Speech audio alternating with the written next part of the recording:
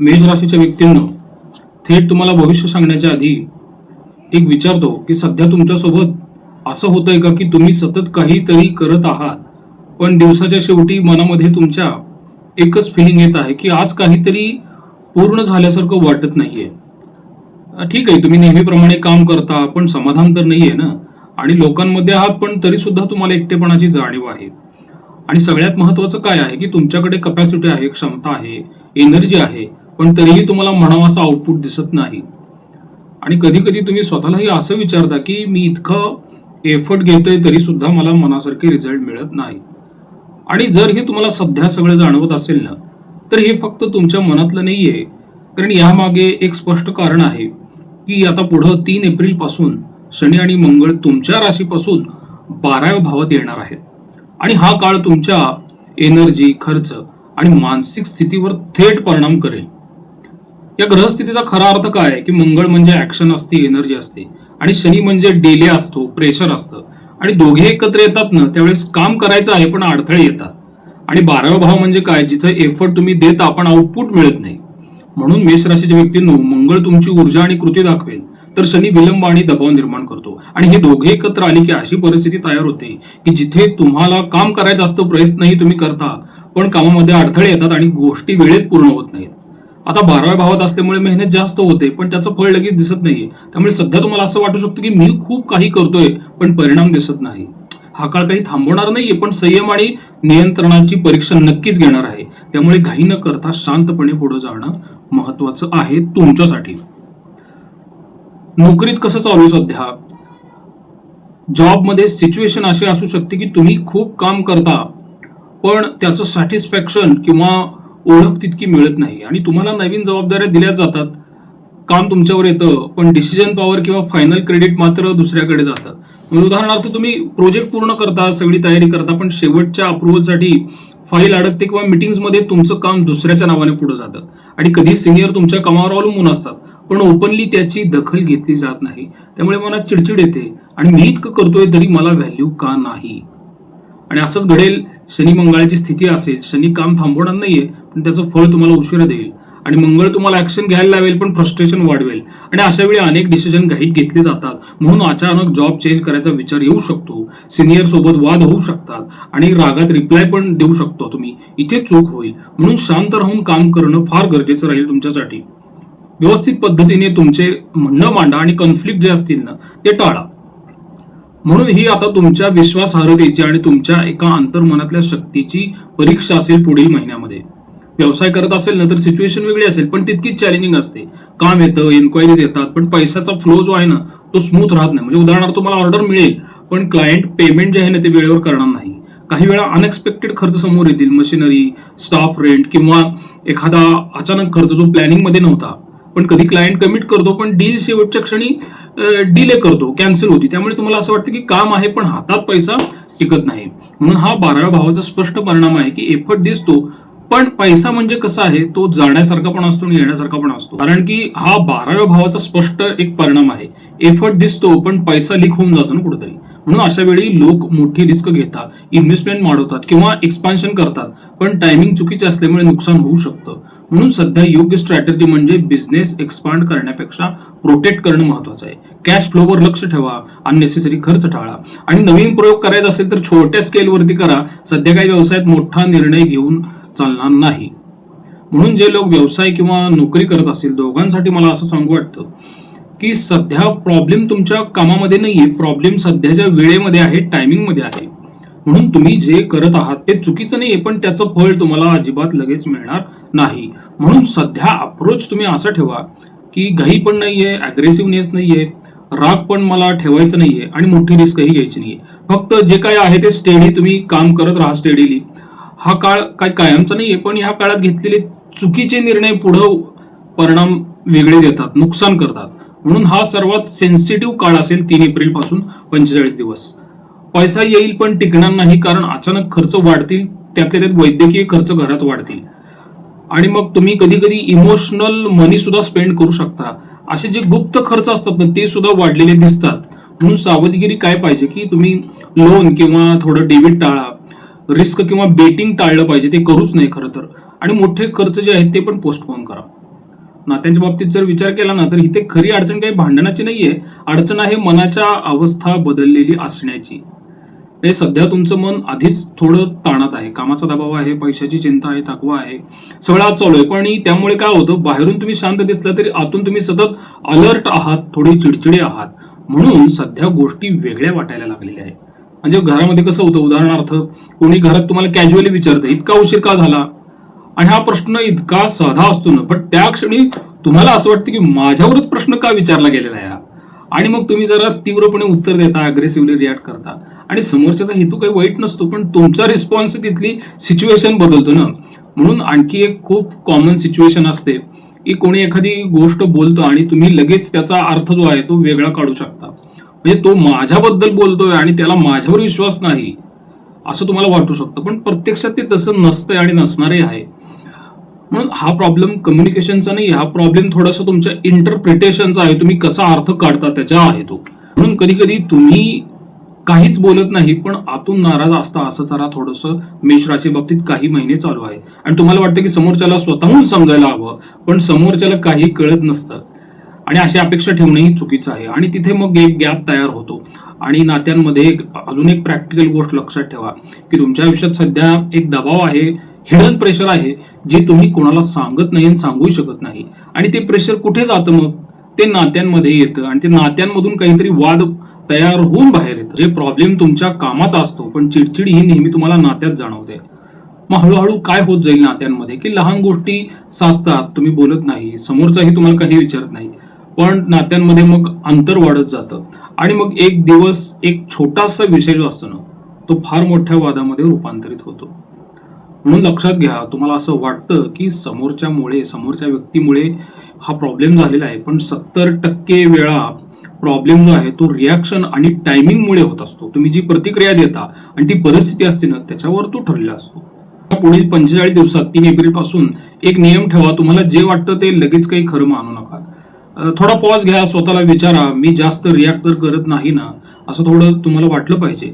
आणि एक सिंपल तुम्ही असा बदल करू शकता की लगेच उत्तर देऊ नका ना, थोडा वेळ घ्या आणि मग शांतपणे बोला. आणि ही परिस्थिती मी सर्वच बाबतीत सांगतोय बरं का, नोकरी, व्यवसाय, कुटुंब. उदाहरणार्थ, मी थोडा तणावात होतो म्हणून जास्त रिॲक्ट झालो, हे वाक्य जे आहे हे अर्धा तणाव संपवू शकतो. म्हणून मेष राशीच्या व्यक्तींना लक्षात ठेवा, तुम्ही कष्टाळू असतात, तुमच्या मागे बरेचशा कामाचे व्यवसायामधले ताण असतात. तुम्ही गृहिणी जरी असताल ना, तरी सुद्धा घरामध्ये अनेक जबाबदाऱ्या तुमच्यावर असतात, पण त्याचं श्रेय तुम्हाला कधी मिळत नाही. कारण की मेष राशीचं जे जन्माचं डिझाईन आहे ते असंच असतं.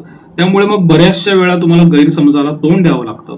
आणि मग एक वेगळाच असं एक अनामिक भीती, अनामिक ताण जो आहे ना, तो मनात असतो. आणि त्याच्यामुळे मग तुम्ही एक वेगवेगळे अर्थ काढत जाता आणि नात्यांमध्ये अंतर तयार होत जातं. आणि हे सर्वांना लागू आहे. मेष राशीच्या व्यक्तींना लक्षात घ्या, मी काय सांगतो की नात्यांमध्ये प्रॉब्लेम नाहीये, समस्या आहे तुमच्या मनाच्या ताणाचा बाहेर पडण्याचा मार्ग. जर तुम्ही तो मार्ग कंट्रोल केला तर नातं अधिक मजबूत होईल. पण जर रिॲक्शन वरती तुम्ही ताबा ठेवला नाही, प्रतिक्रियेवरती ताबा ठेवला नाही, तर छोटा विषय पण मोठा होईल. म्हणून मेष राशीच्या व्यक्तींची मानसिक अवस्था ह्या काळात कशी होईल की हा काळ फक्त कामाचा किंवा बाहेरच्या परिस्थितीचा नाही राहणार, हा मनावर जास्त परिणाम करणारा काळ आहे. सगळं चालू असेल, काम, जबाबदाऱ्या, लोकांशी बोलणं, पण तरीही आतून एक थकवा जाणवेल. आणि जो शरीराचा नसतो तो मनाचा असतो. आणि तुम्ही एखाद्या गोष्टीवर विचार केला आणि तो विचार तिथेच थांबवला नाही, तो पुन्हा पुन्हा डोक्यात येत राहील. मग मी बरोबर केलं का, मी का चुकली किंवा मी का चुकलो, पुढे काय होईल. आणि हळूहळू मग तुमचं ओव्हर थिंकिंग जे आहे की नाही वाढत जातं आणि मग ते तुमची एनर्जी खायला चालू करतं. मग ह्याच बरोबर मनामध्ये असे इरिटेशन वाढत जातं. ज्या गोष्टी आधी सहज इग्नोर करत होता त्या तुम्हाला आता मग त्रास देतील. कुणी काही बोललं तर तुम्हाला लगेच ते मनाला लागेल, मनामध्ये काही रिॲक्शन्स येतील. ते रिॲक्शन कधी दिसतील लोकांना, पण काही त्या रिॲक्शन्स तुमच्या मनामध्येच साठून राहतील आणि तुम्ही स्वतःला थोडं दूर ठेवायला लागाल. लोकांपासून, गप्पांपासून, कधी कधी स्वतःच्या माणसांपासून सुद्धा तुम्ही दूर जाताल. कारण तुम्हाला असं वाटेल की कोणी मला समजणारच नाहीये. पण हीच एक वेगळेपण तयार करणारी, मनावर प्रभाव टाकणारी परिस्थिती असते. आणि इथे सावधगिरी महत्वाची आहे. ह्या काळात सगळ्यात मोठी चूक म्हणजे पूर्णपणे एकटं पडणं. तुम्हाला सगळं शेअर करायची गरज नाहीये, पण पूर्ण नात्यांपासून तुम्ही डिस्कनेक्ट होऊ नका ना. एखाद्या ट्रस्टेड व्यक्तीशी तरी तुम्ही थोडं बोललं पाहिजे. रुटीन मेंटेन करणं तर फार महत्वाचं राहील. कारण जेव्हा मन तुमचं अनस्टेबल असतं ना, तेव्हा रुटीनकडे तुमचं लक्ष जात नाही, तुमचा पूर्ण बॅलन्स निघून जातो. अक्षरशः लोक काही नियमित झोप पण घेत नाहीत आणि सध्या मेष राशीची अवस्था हीच आहे. हे सगळं साधं वाटतं बरं का, पण ते इतकं सोपं नाहीये त्याचं अवलंबन तुमच्या आयुष्यात करणं. त्याच्यावर विचार करा आणि तुमच्या मनात जे येतं ते काही सगळं सत्य नसतं ना. कधी कधी ते फक्त त्या क्षणाच्या भावनेतून आलेले विचार असू शकतील ना. म्हणूनच प्रत्येक विचारावर तुम्ही विश्वास ठेवू नका. विचार हा विचार असतो, तो सत्य किंवा इमेजनरी काल्पनिक पण असू शकतो. म्हणून जेव्हा निगेटिव्ह थॉट येतो ना, तेव्हा लगेच काही रिॲक्शन्स देऊ नका, प्रतिक्रिया देऊ नका. थोडा वेळ घ्या, स्वतःला विचार करा. विचारा तुम्ही स्वतःला की हा विचार खरा आहे का, की फक्त माझ्या सध्याच्या मानसिक अस्वस्थतेमुळे तयार झालेला आहे. हा प्रश्न विचारा स्वतःला.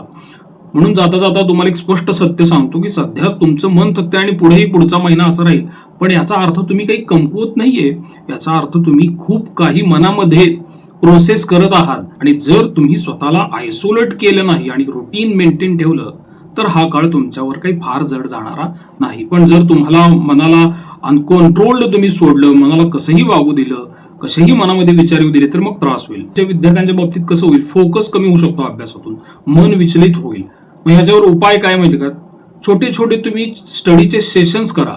डिस्ट्रॅक्शन जे आहे ते थोडं कंट्रोल करा आणि अभ्यासामध्ये कन्सिस्टन्सी ठेवा. थोडा करा पण कन्सिस्टंट करा.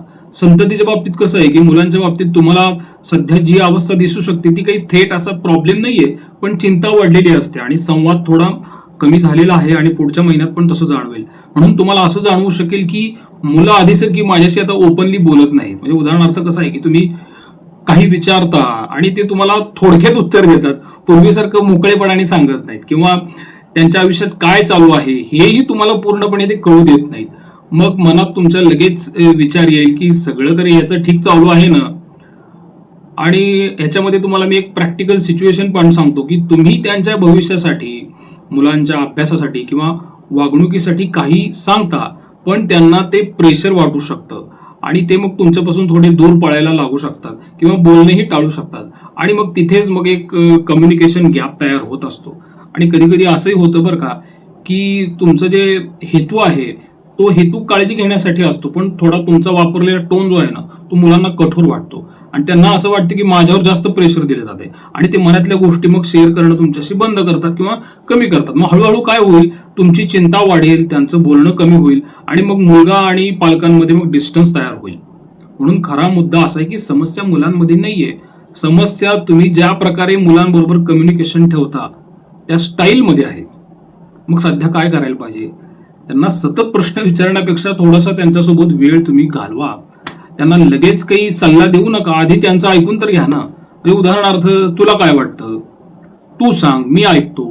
इतकं जरी तुम्ही केलं ना तरी ते हळूहळू तुमच्या समोर ओपन होतील आणि त्यांना ज्या त्यांच्या वैयक्तिक आयुष्यात ज्या अडचणी असतील ना ते तुम्हाला सांगतील.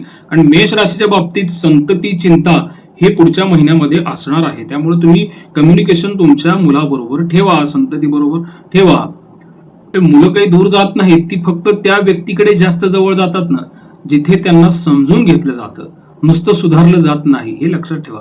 आरोग्याच्या बाबतीत मग थकवा, झोपेचा त्रास, डोकेदुखी, अँझायटी ह्या गोष्टी पण पुढच्या महिन्यात घडू शकतात. म्हणून सावधगिरी असं आहे की तुमच्या झोपेच्या वेळा फिक्स करा. ही फार साधी गोष्ट आहे, पण मला राशी भविष्याच्या मार्फत सांगावी लागते. सध्याची जीवनशैलीच लोकांची बदललेली आहे. म्हणून मेष राशीसाठी मला अंतिम निष्कर्ष असा सांगू वाटतो की हा काळ काही वाईट नाहीये, पण केअरलेस राहिला तर नुकसान होऊ शकतं. म्हणून हा काळ कसा आहे, तो तुम्ही स्वतःला प्रोटेक्ट करण्याचा आहे, स्लो चालण्याचा आणि स्वतःला स्टेबल ठेवण्याचा आहे. सध्या तुम्हाला वेगाने तर अजिबात धावायचं नाहीये, फक्त तुम्हाला रेसमध्ये टिकून राहायचं आहे. कारण ही फेज निघून गेली की तुम्ही पुन्हा फुल स्पीडमध्ये येताल, करिअरमध्ये चांगलं करताल, व्यवसायामध्ये चांगलं करताल, नातेसंबंधही सुधारताल. पण जो 45 दिवसाचा जो कालावधी असतो ना त्याच्यामध्ये अगदी मन उद्वेग होतं आणि त्यातून काही तुम्ही निर्णय घेता, बोलता, त्यामुळे त्याचा परिणाम भविष्यातल्या अनेक गोष्टींवरती होत असतो. मित्रांनो, मी मागच्या 15 दिवसापूर्वी सुद्धा मेष राशीबद्दल एक व्हिडिओ केला होता. त्याच्यामध्ये त्यांच्या मानसिक अवस्थेचं वर्णन आणि सध्या चाललेल्या त्यांच्या आयुष्यातल्या गोष्टी सांगितल्या. मेष राशीचा काळ जो आहे तो इतका पण कठीण नाहीये, पण थोडे 10-15 दिवस जे असतात ना ते तुमच्या मनाला कुठेतरी ट्रिगर करणारे येतात ना. आणि तो एक पीक पॉइंट असतो, असा पॉइंट असतो की ज्या पॉइंटवरती तुम्ही फार ट्रिगर होता आणि काहीतरी निर्णय घेऊन बसता. आणि ही जी शनी मंगळ युती आहे मीन राशीमध्ये तयार झालेली, ही तुमच्या आयुष्यात 30 वर्षांनी आलेली आहे. मी पुन्हा एकदा रिपीट करतो, ही युती 30 वर्षांनी तुमच्या आयुष्यामध्ये आलेली आहे. त्यामुळे तुम्हाला सावधतेने पुढच्या भविष्य काळात वागावं लागेल. तुम्हाला जर काही उपासना करायची असेल तर मी स्पष्ट सांगतो की अशा शनीच्या काळामध्ये तुम्ही नेहमी सद्गुरूंचं नामस्मरण करणं हेच तुमच्यासाठी खूप चांगलं असतं. त्यातूनच तुम्हाला सद्बुद्धी सुचत असते. ग्रह तुम्हाला नेहमी दुर्बुद्धी देण्याचा प्रयत्न करतील. ज्या व्यक्तीने कर्म चांगली केलेली आहेत त्याला नक्की सद्बुद्धी सुचेल. ही जबाबदारी त्या सद्गुरूंची असते आणि परमात्म्याची असते. जर तुम्ही भूतकाळामध्ये काही चुकीची कामं केली असतील तर ह्या काळामध्ये तुम्हाला थोडासा त्रास जो आहे तो जास्त होऊ शकतो, त्याची तीव्रता जास्त असू शकते. म्हणून शक्य तेवढं जे पूर्वीचं तुमचं कर्म आहे ना ते थोडं मोकळं करण्याचा प्रयत्न करा. मारुती मंदिराच्या बाहेर जे बसलेले भिकारी असतात त्यांना तुम्ही काही ना काहीतरी अन्नदान करा. त्यातून मग तुम्हाला मनाला समाधान मिळेल आणि कुठेतरी परमात्म्याचा जो आशीर्वाद आहे तो तुमच्या मागे राहील. जास्तीत जास्त तुम्ही अशाच लोकांची सेवा करा ज्यातून तुम्हाला कसं होईल, शनीचा जो त्रास असतो, भोग असतो तो कमी होण्यास मदत होईल. प्रसाद कुलकर्णी, पंढरपूर. श्रीराम.